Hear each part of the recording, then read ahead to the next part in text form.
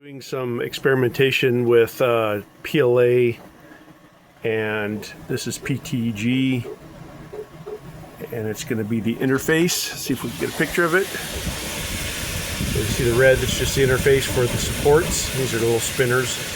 Just testing. So hopefully I've done this before, but I had some problems with these spinners not working using just PETG as the whole support. So we'll see if this is better. It does add, it almost doubles the time for these little things using the PETG as an interface and that sort of thing. So we'll see how it works. Hopefully the spinners will work. And yep, it worked just fine.